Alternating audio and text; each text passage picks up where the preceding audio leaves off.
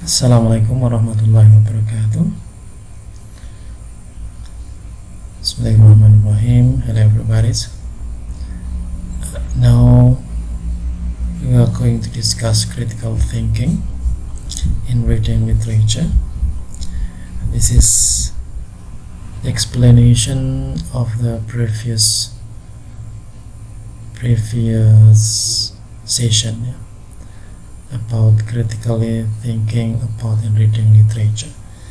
Ini penjelasan lebih detail dari apa yang sebelumnya kita jelaskan.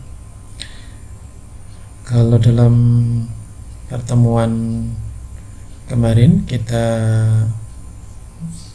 membahas tentang critically thinking about literature. Di sana ada analyze, ada analyzing, ada figurative meaning, ada questioning dan seterusnya. Nah, ini kita breakdown satu persatu ya. Yang di sini kita membahas tentang yang pertama, yang analyze itu ya, atau yang paraphrase. Langsung saja terkait dengan paraphrase ya. Kalau dilihat dari pemaknaannya tentang definisinya, ada beberapa definisi di sini yang sengaja kita sampaikan. Yang pertama, Oxford Dictionary, dia mengatakan bahwa paraphrase express the meaning of the writer or speaker of something written or spoken using different words, especially to achieve a greater clarity. Express the meaning, mengekspresikan makna dari penulis atau speaker. Kalau puisi, pada sesuatu yang tertulis atau yang terucapkan, using different words, menggunakan kata-kata yang berbeda, khususnya to achieve greater clarity. Tujuannya ini ya, ini tujuannya. Kalau ini caranya, using different words. Kemudian ini tujuannya untuk mendapatkan kejelasan terhadap apa? Terhadap apa yang ditulis atau yang diucapkan. Oke. Kemudian berikutnya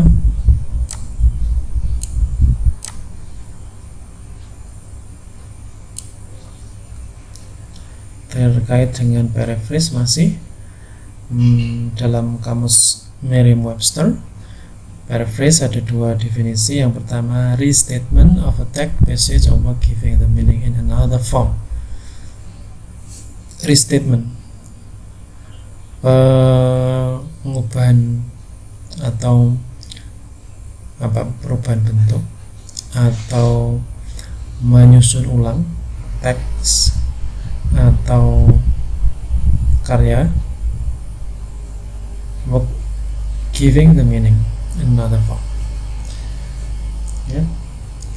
Restatement of a text, restatement atau penyusunan ulang dari teks, passage atau work untuk apa? Giving the meaning in another form. Giving the meaning in another form, untuk memberikan makna in another form, dalam bentuk yang lain. Tapi yang kedua kemudian, to say something that someone else has said or written using different words. Yang kedua, mengucapkan sesuatu dengan cara yang lain, dengan kata-kata yang lain. Ada persamaan di sini, yaitu giving the meaning. Ini bahasa Websternya giving the meaning. Kalau di sini achieve greater clarity, using different words in another form. Intinya sama, cuman kemudian bentuk pengungkapan yang berbeda. Kemudian berikutnya dari dictionary.com, paraphrase itu restatement, pengungkapan kembali of a text, a passage giving the meaning in another form. Ini mirip dengan Webster tadi ya. restatement of a text or passage giving the meaning in another form. Mirip dengan yang Webster. S, tapi ada kemudian tambahan S for clearness, untuk kejelasan, ya, untuk kejelasan. Rewording, mengungkapkan sesuatu dengan bahasa atau kata kita sendiri. Oke, jadi yang perlu kita pahami tadi bahwa ketika kita membuat parafrase, kita menggunakan bahasa kita yang berbeda dengan bahasa yang ada dalam teks dengan tujuan untuk mempermudah pemahaman teks tersebut. Jadi bentuknya berbeda, kata-katanya berbeda, dan tujuannya mempermudah pemahaman terhadap teks. Oke, berikutnya points to keep in mind. Yang pertama, a paraphrase should any word in the poem without losing its ideas. Parafrase itu harus menangkap setiap kata yang ada dalam teks without losing its ideas, tanpa kita kehilangan maknanya. Jadi ketika kita memparafrase, artinya kita mengalihkan bahasa dengan bahasa kita, tapi ide yang ada dalam teks itu tidak ada yang hilang. Kedua, paraphrase should not only replace the original using the same word. Yang kedua, paraphrase tidak hanya menggantikan bahasa atau kata-kata asli dengan bahasa lain yang sama, atau hanya mencari sinonimnya, ya. Jadi bukan hanya itu. Yang ketiga, paraphrase might reorder the lines. Nah, paraphrase itu memungkinkan kita untuk menyusun ulang, reorder the lines, baris-baris kalau dalam puisi, ya, by other construction to get the understandable insight. Kita boleh menyusun secara berbeda baris puisi atau kalimat dalam puisi dengan susunan yang lain, dengan konstruksi kalimat yang lain, tapi tujuannya tetap satu, ya, understandable insight, untuk mendapatkan pemahaman yang understandable, pemahaman yang mudah dipahami. Nah, ini yang harus diperhatikan. Nah, berikutnya, paraphrase might be longer than original passage. Jadi hasil parafrase mungkin saja dia lebih panjang susunannya daripada aslinya. Yang kelima, paraphrase help you understand a confusing passage. Ini menjadi kata kunci, ya. Parafrase itu harus membuat pembacanya itu lebih mudah memahami teks dengan membaca parafrase Anda. Tapi kalau kemudian ketika kita membaca parafrase itu lebih sulit memahami daripada teks aslinya, nah itu parafrase yang tidak berhasil. Kemudian yang keenam, a paraphrase help you see multiple possible meaning in a passage you thought you understand on the first reading. Parafrase itu memberikan pemahaman yang lebih luas, ya, multiple possible meaning, pemahaman yang lebih luas, makna yang lebih luas pada teks tersebut yang daripada apa yang kita tangkap pertama kali ketika membaca teks itu. In a passage you thought you understood on the first reading. Jadi ketika kita membaca parafrase itu, selain lebih mudah memahaminya daripada teks aslinya, parafrase itu juga kemudian memberikan perspektif yang lebih luas, perspektif yang lebih banyak, makna yang lebih luas daripada hasil bacaan kita pertama kali. Jadi memberikan perspektif yang baru. Nah, sekarang cara memparafrasenya sekarang. Step to paraphrase.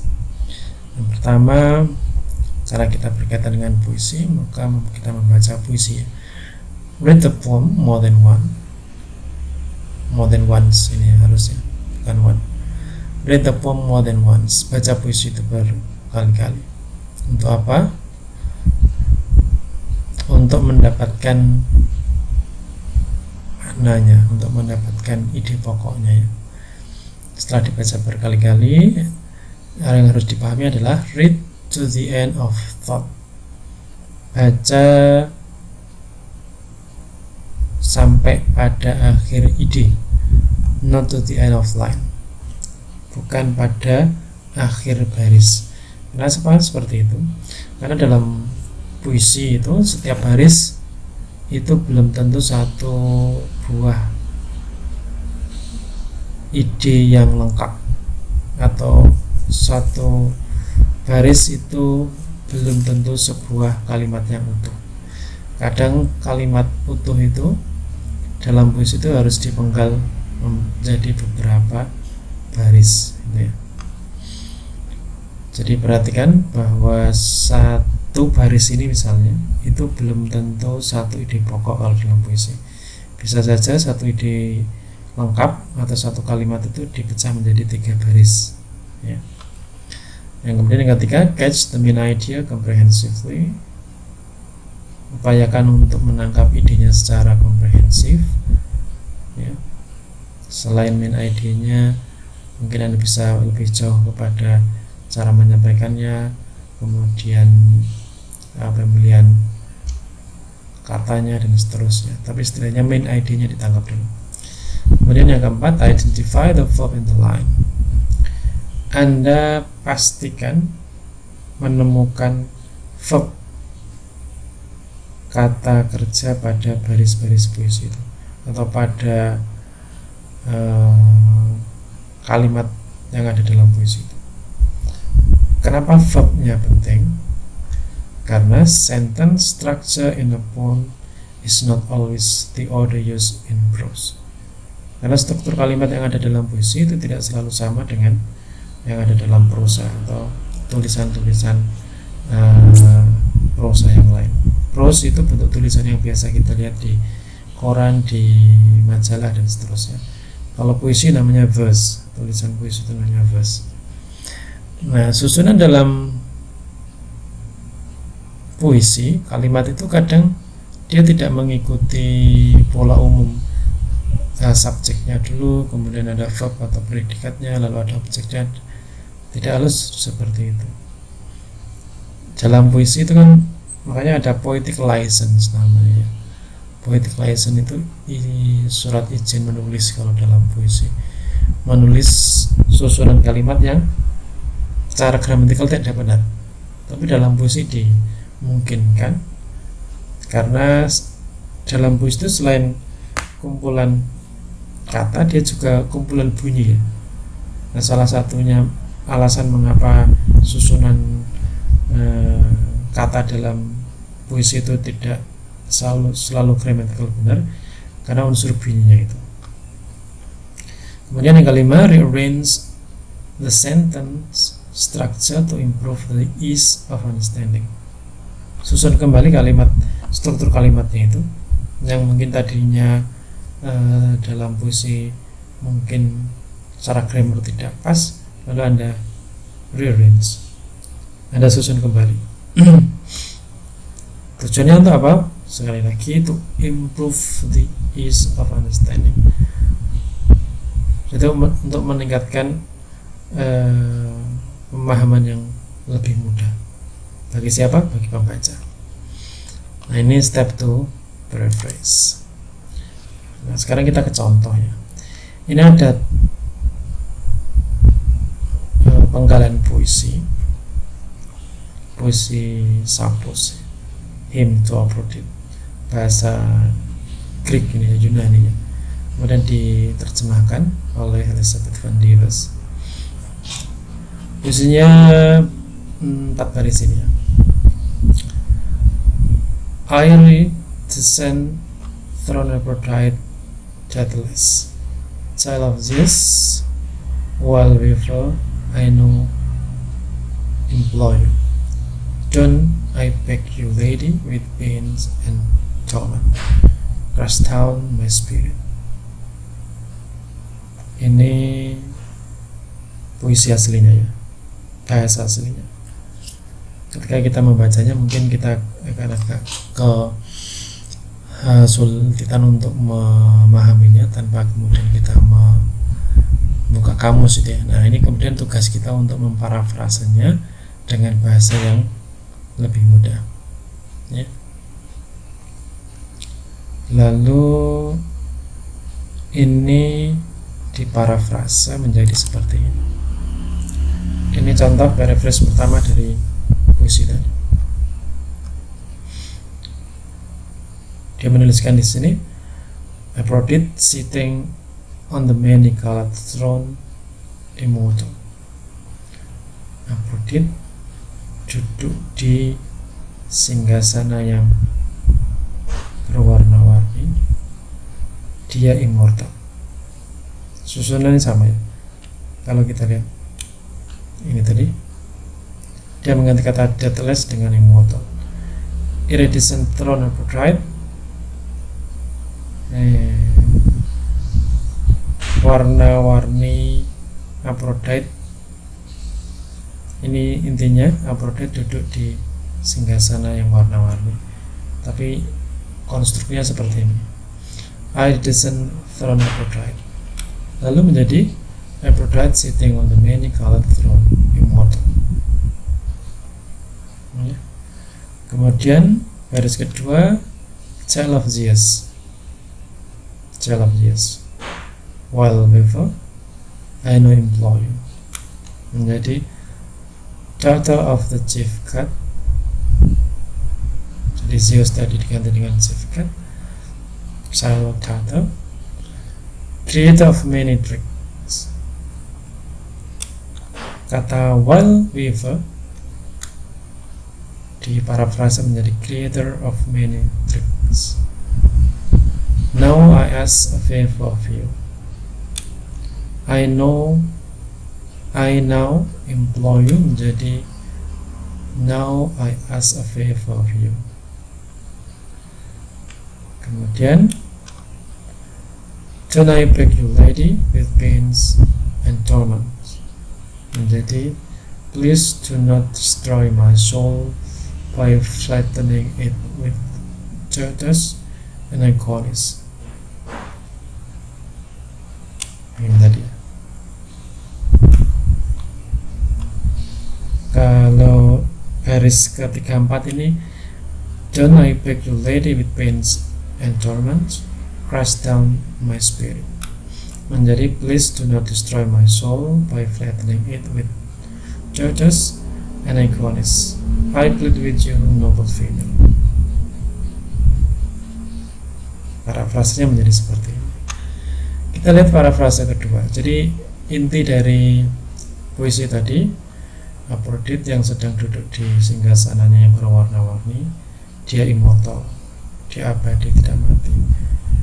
Dia anak dari dewa Zeus, dewa tertinggi dalam mitologi Yunani, creator of many tricks. Si Aphrodite tadi terkenal dengan tipu muslihatnya, pencipta banyak trik. Now I ask a favor of you. Si speaker meminta kepada Aphrodite, please do not destroy my soul by flattening it with. Jangan hancurkan jiwaku dengan menyiksa yang dengan siksaan dan kepedihan. I plead with you, aku mohon, noble female. Noble female, lady tadi. Anda lihat di sini konstruksinya berbeda kan ya. Don't I beg you, lady, with pain and torment, crush down my spirit, menjadi please do not destroy my soul by flattening it with tortures and agonis. I plead with you, noble female. Oke, ini parafrase pertama. Parafrase kedua, ini intinya masih sama ya, tapi lihat bahasanya. Goddess of love enthroned in light, never dying. Nah, ini menjadi kata-katanya berbeda lagi. Goddess of love, Aphrodite itu dewi kecantikan, dewi love. Kalau yang tadi dia tetap menggunakan kata Aphrodite, di sini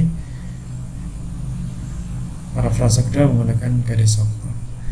Enthroned in light, bersinggasanakan cahaya. Never dying, immortal, deathless, never dying. Offspring of the God King. Yang kedua tadi ya, putri raja, tadi putri dewa tertinggi. Lady who weaves together clever plans. Yang banyak musuh lihat tadi, dia mengatakan dengan lady who weaves together clever plans. I beg you now. Kemudian, do not pulverize my soul as your meekly mistress with hard age and suffering. Baris 34 dia membuat parafrase seperti ini. Ya. Oke, parafrase ketiga. Nanti silakan Anda membandingkan sendiri dari parafrase itu. Ketiga parafrase ini mana yang lebih mudah untuk memahami teks yang asli tadi. Ini parafrase ketiga. Goddess of beauty, tadi goddess of love. Kemudian yang parafrase ketiga mengatakan goddess of beauty, karena Aphrodite itu dewi banyak kesenangan. Goddess of beauty, goddess of love, goddess of desire, dan seterusnya. Goddess of beauty sitting on the shining throne, you are eternal. Nah, ini konstruksinya berubah menjadi ada kalimat lengkap, you are eternal. You are eternal. Tadi kan cuman immortal, cuman deathless. Nah, ini kemudian menjadi konstruk kalimat lengkap, you are eternal, you are eternal. Kemudian baris berikutnya, baris kedua, daughter of the gods, king of Mount Olympus. Tadi daughter of Zeus, offspring of the chief god. Nah, ini dia memparafrase menggunakan daughter of the gods, king of Mount Olympus. Karena Zeus itu adalah raja dewa tertinggi di Gunung Olympus. Having many smart cunning arrangement. Kata apa tadi, wild weaver tadi atau banyak tipu daya tadi, di sini diungkapkan dengan having many smart cunning arrangement. Punya banyak rencana licik tapi smart, gitu ya. Kemudian I employ you tadi, dia di sini dibilang I'm down on my knees. Mungkin ini lebih familiar karena sering kita dengar dalam lagu. I'm down on my knees to beg you not to break my soul down. Untuk memintamu not to break my soul down. Lady with pain and hurt. With pain and hurt. Nah, itu 3 parafrase dari teks yang asli tadi. Nah, silakan nanti Anda bandingkan. Nah, kemudian kira-kira mana yang lebih mudah dari 3 parafrase itu. Yang lebih mudah kita tangkap maknanya berarti dia yang mendekati parafrase yang apa namanya, bukan lebih baik, tapi yang sesuai dengan tujuan parafrase. Karena tujuan parafrase itu menggunakan bahasa sendiri yang berbeda dengan bahasa aslinya, dan yang kedua adalah mempermudah pemahaman. Itu paraphrase. Oke, itu penjelasan tentang paraphrase. Terima kasih. Assalamualaikum warahmatullahi wabarakatuh.